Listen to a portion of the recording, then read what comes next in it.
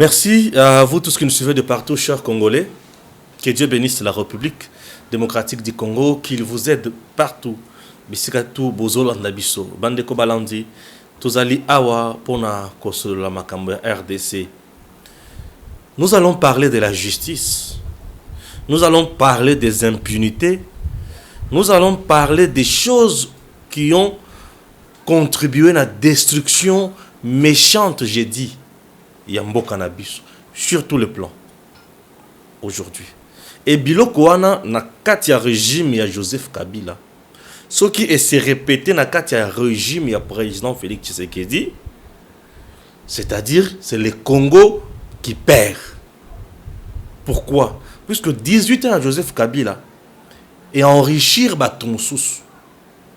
Et 18 ans, on a 18 ans, il y a misère, il y a peuple congolais. Alors, le 5 ans où il y a président Félix Tshisekedi, 2 ans déjà ici et l'équipe, Nambutumbutu ya batu ya FCC, batu ba moni eloko ya grave te oyo bazo zelela. Batu ba sentir changement mingiti. Or, le président Félix a une vision ya komamboka na biso likolo.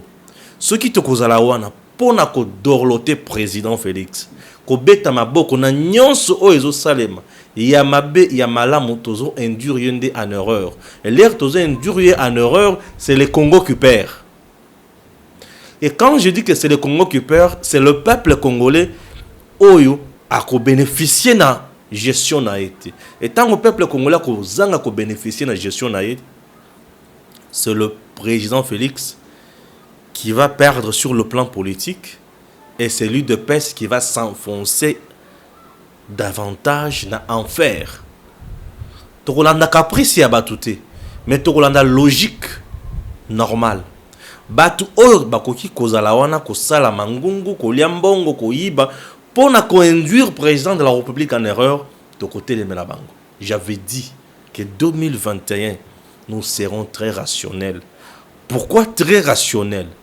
Pour n'amboka na biso kende liboso. En 2020, nous étions toujours rationnels, mais nous étions dans un combat. Et le combat, ils allaient dénoncer la politique d'abord au Babanda Kosala Nko FCC. Au Babanda Kosala Président Nko. Maintenant, lelo, to tikali FCC de sous-souté. To lobby président Félix Tikali Yemoko. À cause de la excuse, pourquoi le Babanda n'a bloqué? Pour nous, sur la ministre, nous avons la vision naïe. Nous sommes na kati ya kobongisa ma pour ça les na vision naïe. Et biso to kozala wana donc ba vrai opposant ni ba biso. Pourquoi ba vrai opposant? Un vrai opposant ngana benga kaye mutu oyo azo dénoncer le mal, azo proposer makanisi ya malamu pour na mboka yeke ndeli boso. Oyo ezalaka na mboka na biso ba foyo basala kezaka opposition te. O bango basala na benga ngo kuina. Ozo mona ngana benga ngo kuina. Puisque azo proposer le quoi malamu te. Nyonso ya azo proposer il faut la kaka na intérêt na ye. Plan de sortie de crise. Il y a Azali président, il y a structure, il y a sortie, il y a réforme. Siko. Voilà. Nalikambo Yaliboso, Barnabé Melinganyo, na prison ya Makala, Akendaki n'appelle. Barnabé Aken appelle, Azana kati lisusu ya kosamba. Il faut que tout l'ande la kosamba na ye. Ezali ya mabe, to ezali ya malamu. Barnabé Melinganyo. Est-ce que na maloba na ye vraiment intention ya konnuire ezalaki to ezalaki te? Nous allons en parler. To kolobela lisusu likambo ya 2G. Ya Sokok na ya OVD. Bazalaki condamné na dossier ya 100 jours. Ah, tozali collaborer, bazali gracier. Siko tozoloba. Batu ba lobi mais c'est fois tozoloba le kamwana te pourquoi? Na so ki tana itala ngo iskeza ya solo tozali lokuta. Ah, et baniki bazali gracier. Maintenant, il y a eu beaucoup de réactions que je vais lire dans une poignée de secondes pour comprendre qui a tort, qui a raison. Est-ce que c'est le président de la République Moutouazan a tort? Est-ce que c'est le service na ye oyo ba bongisa ki ordonnance wana Moutouazan a tort? Est-ce que c'est le ministre oyo a qui a arrêté wana Nezan a tort? OK? Et par la responsabilité, qui est habilité à se décider. D'abord, matière wana ya grâce présidentielle. Est-ce que tu causes la discutable? Ce sont des choses où yo sengeli tomi tuna et lelo na ko tuna yango kala tena émission. Chers compatriotes, la République démocratique du Congo mérite mieux. Le président Félix a mis l'accent na gouvernance naie, lutte contre la corruption. Ah oui, lutte contre la corruption. Je commence d'abord ya kotanga. Ba réaction ya batuna dossier ya 100 jours. Nazobanda. La libération des condamnés du procès 100 jours a provoqué plusieurs réactions. Voici quelques-unes. Maintenant, Gims Lokoum, notre caméraman, va commencer. Jean-Claude Katende, le président de l'Association africaine de défense des droits de l'homme, il a dit ceci. Ceux qui ont libéré le DG de l'OVD et Sokok ont trahi la lutte contre la corruption et le détournement. Il faut que ces deux messieurs retournent vite en prison avec leur libérateur. Sans une sanction exemplaire, personne ne va tirer des leçons. Wana Jean-Claude Katende. Na limboli yango la linga. Alobi boy. Batu oyo bazali libéré na kati ya dossier ya 100 jours. DG ya OVD na ya Sokok. Bango. Na batumi bale wana. Bango nyonso bazonga na prison, bakende prison. Donc ba DG wana bazonga na prison. Ça c'est de 1 et de 2 batu oyo basali po batu wana ba libéré ba bimana. Bazongi sa bango pe na prison. Ce qui sanction exemplaire wana ezalité. Batu bako trouba ko zo bas les santé. Et ce qui tout tiki makamolo lengi wana lutte contre la corruption et kozala na sens nangote. Wana makanisia Jean-Claude Katende. A-t-il tort ou raison? Je ne commente pas na lobby ou ya lobby. Na suka na mansonga na kopesa point de vue na ngaipe. Stéphane Balamwangi. Wana Jean-Claude Katende. Nake na mutuya mibale. Mutuya mibale ezali nani? Claudel André Lubaya. Il est député national. Ok? Il est même au sein de l'Union sacrée. Et il dit quoi? RDC, la libération fracassante des chefs d'entreprise condamnés pour détournement des deniers publics brouille complètement la lisibilité de la lutte contre la corruption du gouvernement et nous attendons des explications qui du reste ne sauraient convaincre personne pour ces cas précis. Wana Claudel André Lubaya. Alors, Claudel André Lubaya le bi ezali ko kamis ko libérer batuna tango o bato bana ko kanate. Ezali ko bebisa image ya nyonso. To ali ko zela na gouvernement apesa biso explication na makambo oyo. Et gouvernement on a ezali premier ministre Mutokolobate. Ezali ministre oyo abongisa ki arrêté wana. Ministre abongisa ki arrêté wana ezali vice-ministre ya justice. Et vice-ministre de la justice oyo, je dois vous dire qu'il est de l'UDPS. Kota cash. Na gouvernement Ilonkamba. Tous à l'apprécier. Pour toi, qui induit qui en erreur?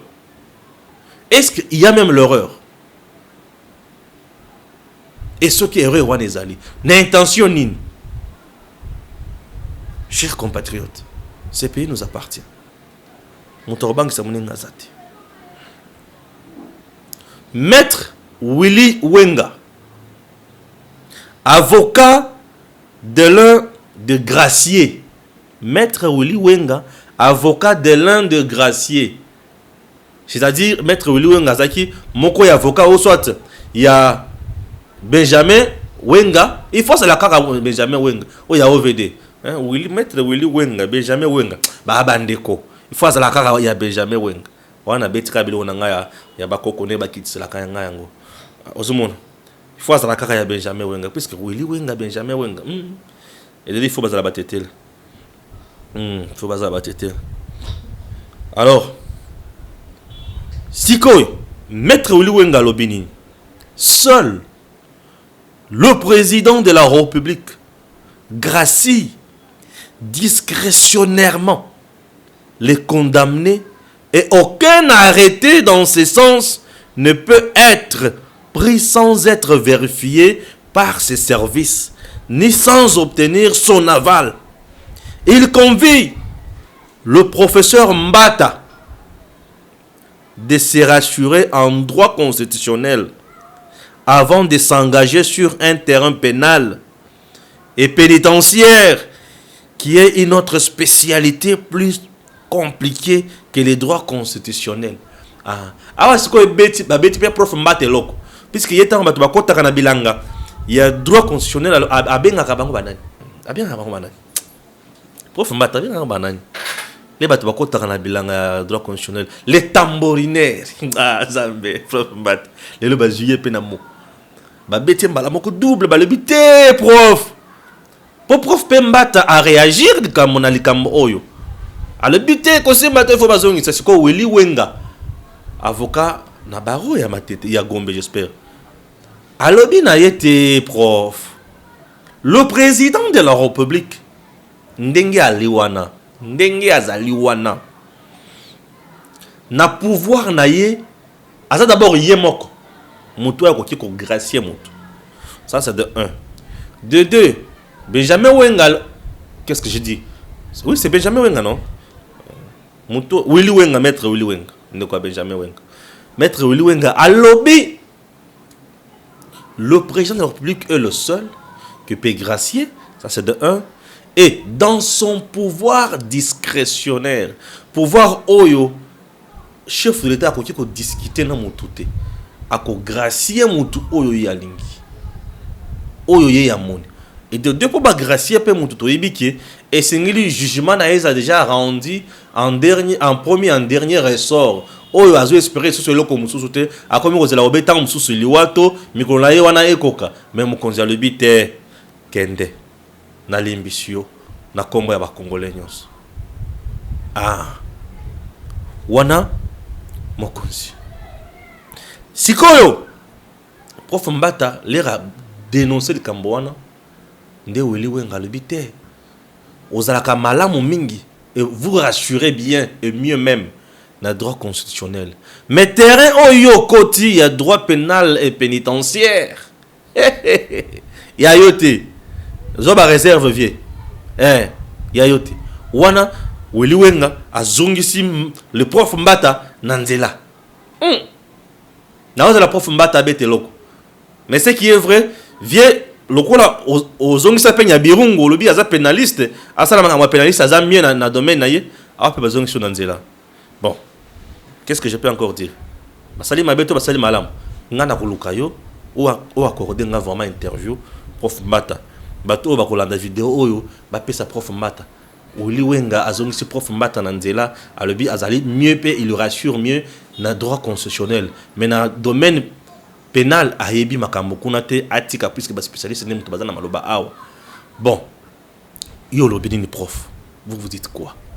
Nous en a pour saper au loba salanga pe moi bien pour bazong cho giga donc bazong cho mutoko na ko sepela pe yo pe oloba po isala bien parce que olobi te comment on dirait ba betio 3 bi bi mon quand on dirait ba betio 3 bi prof ezala bien te. Maître Georges Kapiamba, il est le président national de la CAJ, l'association et accès à la justice. Il dit quoi? Ce ou celui qui a donné l'ordre, qui est manifestement plutôt illégal, ces personnes devront faire l'objet d'enquêtes et de poursuites pénales. Wana Georges Kapiamba. Chico, ODEP, Observatoire de dépenses publiques, qui est dans la photo n'a été malheureusement, c'est un mauvais signe pour la lutte contre la corruption. Quel message envoie-t-on à ceux qui continuent à piller le pays? Déplorable. Prince Epenge. Prince Epenge, na tout nano eloko aliboso. Avant na makambo oyo tobia. Prince olobaki ki mukolo Félix akobimisa Edi Kapen. Wana ezali ligne rouge akoki ko franchir te. Lelo Edi Kapen na bimi olobinini. Bato oyo bakomona video oyo neteni awa bazwa yango batindela ndeko na ngai Prince Epenge. Nazo rappeler bino ki na tanga na Prince Epenge na Inukine. Ye na ngai toza ba camarade ya Inukine ayebi. Pe ayebi ki wana mutu naye. Mwana mambo awa za na cadre biso ba congolais non? To tuna na yo zali politique ngana zali siko journaliste. Yango na tunu yo. Siko Edi Kapen na bimi olobini. Marionnette kaka, placebo kaka, sans pouvoir wana ne mutabimisie to ezaka kandenge nini. Ah mutabimisie to koloba kezali Kabila, to ezali Fayulu. Ce que ezali Fayulu assigné qui ordonnance nini. Non, c'est tout à fait normal question nanga de Prince. Réponds-moi s'il te plaît. Si on a nali kotanga makambo lobi, po eto zali mwana mboka. Okomi ba komi yo pe il faut natanga. Na koki ko sauter yo te. Ouais. Ndeko Prince alobi boye. Ce procès a coûté plus de 200 000 $ juste pour son organisation. Ndeko Prince. Au montant au péché oyo. Vous en avez preuve nango.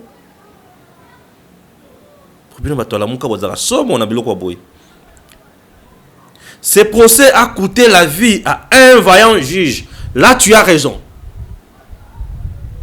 Raphaël Yani. Il est parti. Ce procès a laissé une famille orpheline. Ce procès de 100 jours.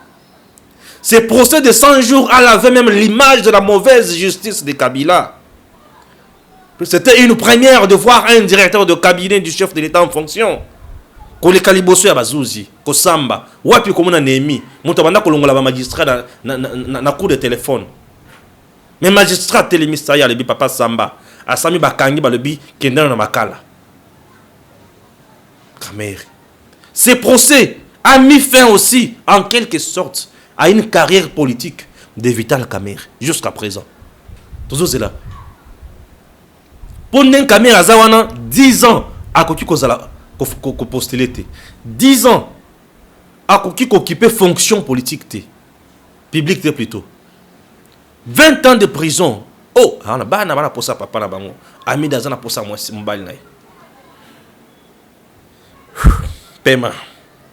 Alors ce procès écoutez via Raphaël, un juge qui a laissé des enfants, qui a laissé une femme, puisqu'il a été empoisonné.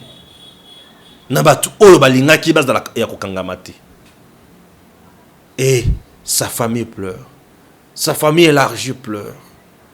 Je ne peux même pas parler de la famille élargie. Je parle de la famille restreinte. Sa femme pleure. La femme pleure son mari jusqu'aujourd'hui. Les enfants pleurent leur papa jusqu'aujourd'hui. Savez-vous ce que ça fait lorsqu'on est orphelin du père? Ça fait très mal. Tout ça l'aventure t'est. Tout ça l'aventure t'est. Oh, ils ont mérité prison, mérité prison. Et comme à copie à Batubi, balemi ça tout est. Ça non. Wanati, mboko yo to dirigeant ngomala.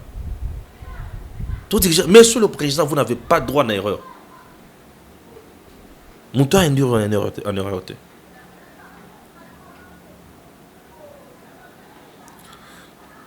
Alors, qui Prince Epenge ajoute encore en disant non, ça je ne lis pas. Ça je ne lis pas ça. Prince, ça c'est craché sur le président, je ne peux pas lire ça. Jonas Chombela. Jonas Chombela, il est de la nouvelle société civile. Jonas Chombela. Il dit quoi? Le D2G doivent retourner obligatoirement en prison. Et le ministre intérimaire de la justice doit démissionner. Là, c'est Jonas Chombela. Chers compatriotes,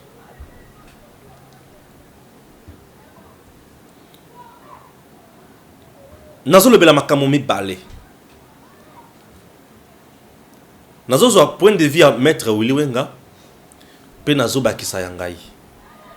Ya maître Willy Wenga le président azali le seul oyo akoki kozo décision pour na ko gracier moto oyo alingi. Ça c'est de 1. Alobi ba service na ye et koki ko préparer loko et pesier akotanga ngo toutefois avant de signer. Ça c'est 2. De 3 na pouvoir na discrétionnaire akosala oyo ya mon. C'est bien.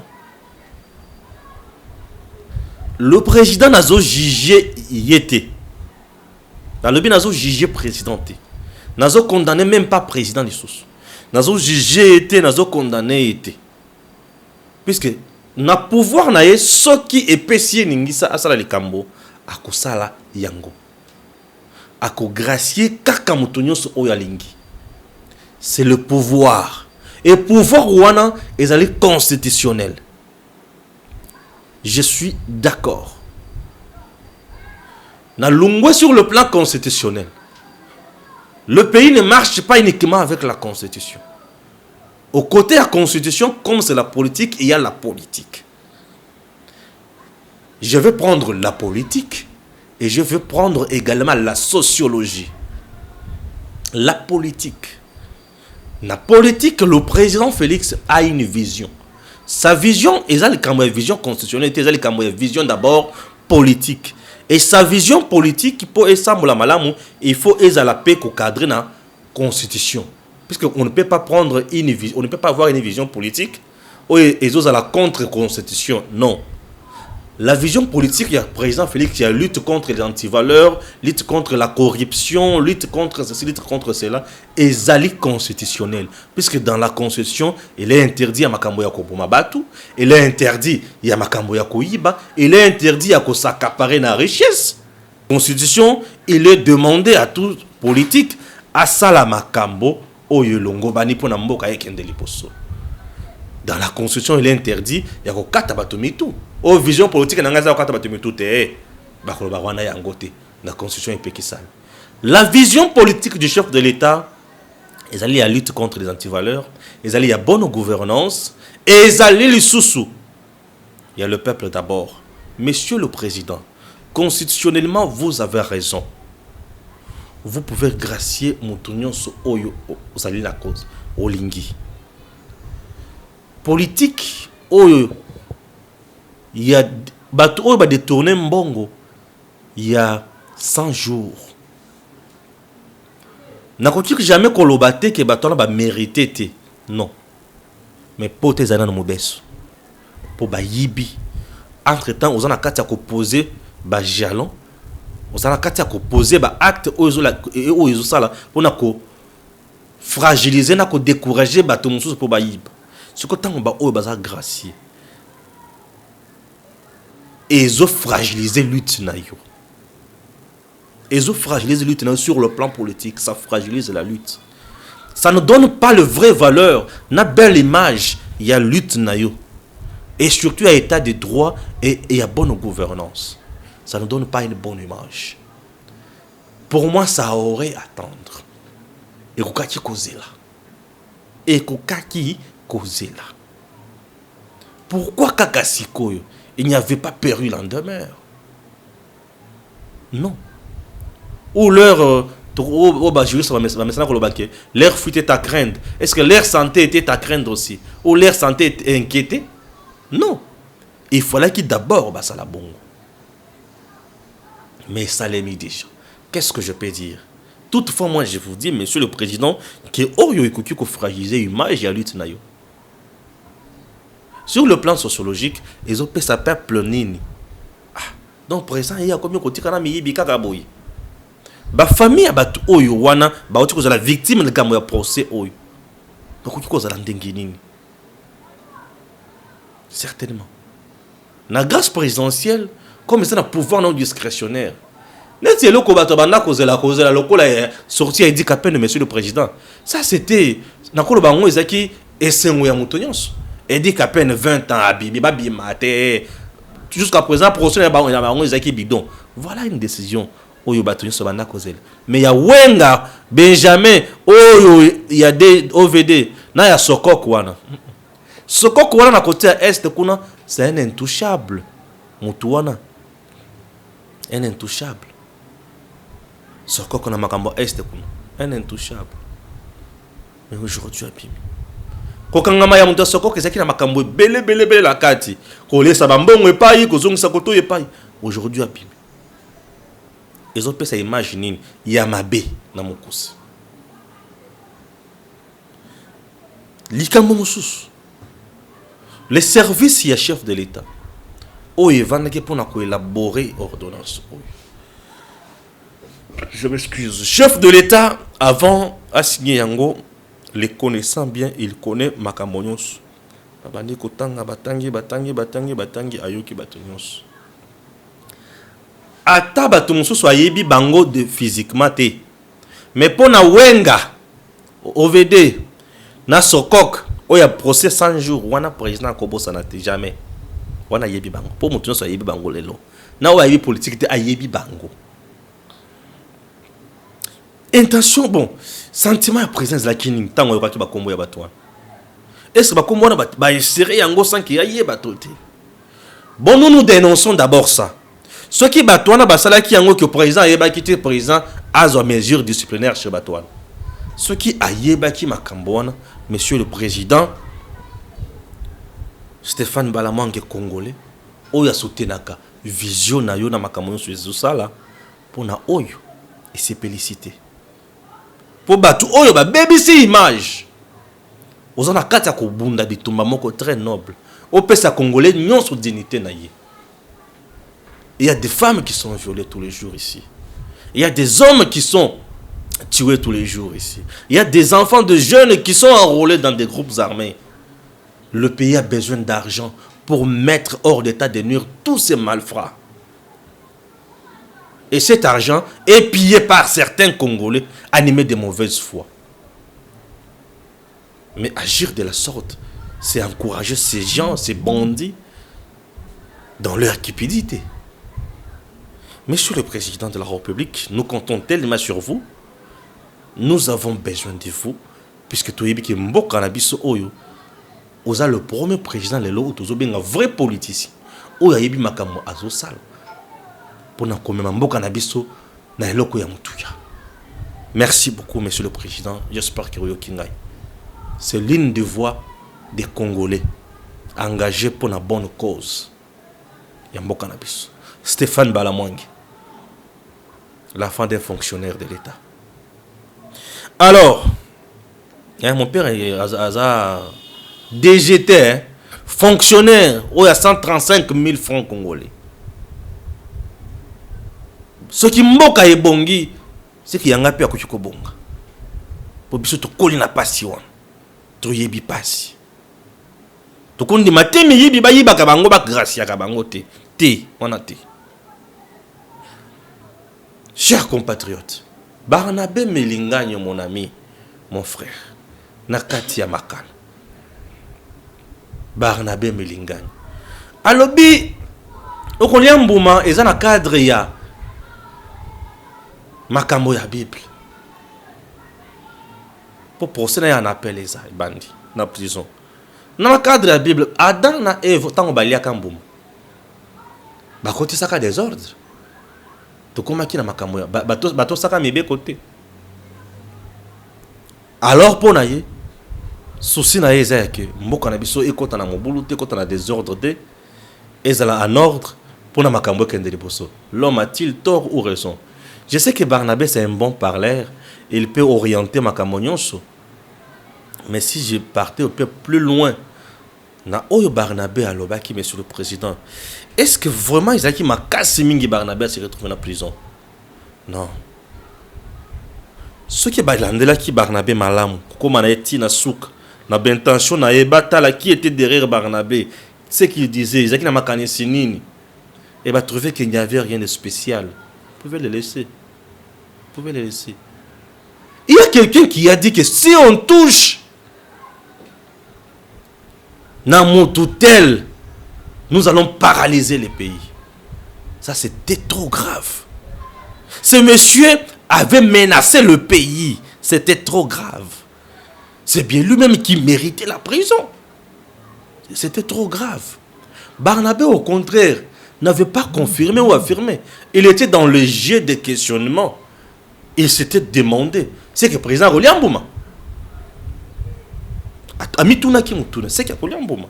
Il ne fait pas confirmer que le président Rolian Bouma Penza. Non. On a pensé ça, mais tout le monde a fait l'analyse. Tout le monde a moins émotion, mon robot. Il a été. Dans le cas de qui est rationnel, il a été. Tout le monde a fait puisque ceux qui sont dans la émotion, il a été présent en erreur, de commissaire dictateur. Il y a beaucoup de dictateur. Ça, c'est ce que le président dit. À l'obit de Congo, ou Congolais, nous sommes dans les oui. Président Azamutu, a collé sur le plan politique, n'a parti, il y a des contradictions, le coup d'IDP, c'est ça, n'a pas perdu contradictions, c'est la raté. Et autant, le bio, le bakuna, on attend. C'est l'unique parti en RDC. Où il y a que président, le bité, wanate. Où il y a toiseau, le baté, biso de boywana. Il te pèse. Est-ce que notre contradiction à Barnabé wana et qu'il faut frustrer le président de la République? Bah service à l'État des fois trop ça la makamusu se pona ko CP ça mokonzi. À l'obité organisé qui a CP l'été tant mususu abonné le baka pour PC kand. Tout ça la musala nengi longoban. Le vrai problème il y a bateau. Le vrai bateau il faut pas kangama na mboko bazali. Richard Mouye Gio kuna gouverneur dans la lab vice-gouverneur azolo bake il y a des comptes fictifs. Compte ezebele à province à mon zo kota kuna tozo yebate zo kende wapi. Gouverneur, vice-gouverneur en fonction, IG Fakiti a le but que non en tout cas il y a makambo. Muto kanga malama ko iwanat. Est-ce que ça Barnabé? Muto kanga iwanat, celui-là est contre le peuple congolais. Voilà des gens qu'il faut arrêter. Bokangie na no bani ko samisa esiko, bani ko sala banquette. Pourtant mozo tika peu libre boy. Akoki ko boucher ba compte wanat. Bokangie na vanda na no ah. Mais c'est ça. Toyoki ba détournement na EPST avec Willy Bakonga awa. Il j'ai fallu qu'il y a des réseaux mafieux. Mais mutoko ko interpeller nano Bakonga bo interpeller nano. Voilà des choses au Sénégal c'est manamboka na biso. Konga wana avandi Bakonga yo vandana no awa. Et réseau pour les andengeni. Il y a des gens qui ont dénoncé de vrais dossiers. Puisque ça a un impact négatif sur politique de base. Il y a président Félix la gratuité de l'enseignement primaire. On a beaucoup qui pète. Bon, t'as les canamis. Non. Ministre intérimaire et la justice. Makamouni se zobi maké. Batobazo dénoncer. Mais pas interpeller les pénalotes. Papa est en n'engeni. Bon, expliquez bisonano. Avant de nous service à chef de l'État. Bataille qu'on a. Et en n'engeni. Est-ce que ça est le comment le quota va glisser qui? Ben deux chefs d'État en erreur. Tout ni pénalo bango. Bataille balandele makamonio sou. Lorsqu'on dénonce, ce n'est pas dit que nous sommes méchants, nous sommes contre Batunio Sonate. Non, tout le monde est congolais, mais lorsque vous dirigez, ayez le courage de faire ça nenge longoban. Pour kanyaka ki kotambola to ali batu. Kanyaka ki kotambola ba indiro mo konzi en erreur. To ali batu bandeko. Moto pas saisir wana. Ya ko ki beta moi combo de surprise. Bino botiza ki attention na ngote pas eleki. To ali batu. Le président n'est pas omniscient ni omnipotent. Non, il n'est pas partout. Il ne connaît pas Nyon Soka Boy, Nyon Soye Ndekatate. Ayebi, situation générale Yamboka. Azana contrôle la situation. Et il m'a kamené à gérer Yango Consort. Totika flatterie. To salamoussala la mboka na biso ekendele bosso. Flatterie ndemute bomi régime ya Kabila. Ah na yo ki susu secrétaire général à l'IDPS Augustin Kabouya. Azolo banini qui y a secrétaire, il y a majorité et secrétaire il y a famille présidentielle. Té ezalakati. Secrétaire il y a famille présidentielle ezalakati. Té botika pe ko sabisote ah mutu mwana mutu za té. Bisoto bana ya Congo. Secrétaire il y a famille présidentielle ezalakati. Tiens c'est que tu ne nous as pas appris comme ça. Secrétaire il y a famille présidentielle ezalakati. Tous la bilo comme bal tous la secrétaire il y a parti présidentiel. Et ce n'est même pas ça. Tout le barango pe mabé. Tout le barango secrétaire général, il y a parti politique. Oh, il y aura puis président Abimi. parti présidentiel les ala pété. Tout ça peut être mingi. Oh, c'est le parti présidentiel. Tout peut savoir connotation de comment vous la caté. Il y a une constitution sur mon parti présidentiel. Dans la liste, il y a un parti sur le parti présidentiel. Tout ça, comme Ramsou. Etienne Tshisekedi était un juriste. Tu sais que la berru ya boité. Na boyebi sanga ezaka. Na régime ya Kabila auto batu yo so bayebi kaza dictateur.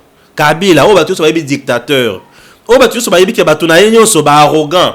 Shadar yo batu yo so baboyaka. Mova o batu yo so baboyaka. Boshab o batu yo so baboyaka. O tekala komona Boshab, Shadar na Mova bazo tamolo na JR. Bana moro tikala komona bango bazo tamolo bana moro. Makam supéto la vérité ko. O tikala komona Boshab secrétaire général permanent et PPRD. Mova permanent et PPRD. Oh, tout ça la berreur. Oh, yo Kabila salité pour na koini sabatu na mboko. Kabila était tellement mal vendu par ses collaborateurs. Et ça na berreur mususu batu ba ina Kabila o Kabila ya salate. Batu na ina mutu basala yango. Ndebe ka mufubo yeba yango. Totika distraction. Le président de la République a ce que nous appelons la maison civile. La maison civile du chef de l'État est la maison où il s'occupe de la famille à président. Ça, c'est ce que les gens connaissent. C'est ce qui est constitutionnel. Et ce qui est par la famille à président. Famille à président, parce que la moitié bananaye, bandekonaye à famille. Ce qui, Augustin Kabou, il y a la famille à Félix Tshisekedi. Alors, il y a la maison civile à chef de l'État. Là, nous accepterons.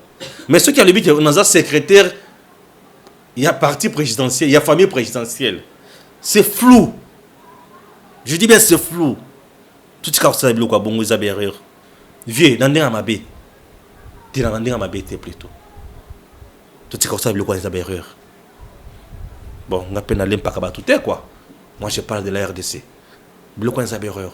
Pas tous les gens qui ont garde républicaine, à autant la secrétaire général de la parti. Ou à un parti présidentiel, ou ils ont la constitution. Non, c'est une erreur. C'est une erreur. Parti politique, c'est un fait privé. Aux la poste et la police, aux la poste et la sécurité, la police a Zali. Vous voulez nous dire que la police devient incompétente pour protéger le secrétaire général de la parti? Il faut JR. Ah! Nous avons battu la Congo. Merci Nagim Tilokoum. Merci Namarilou Bokola. Merci à vous tous qui nous suivez de partout. Ah oui. Et c'était la cara bien. Gims Tilokoum. À très bientôt.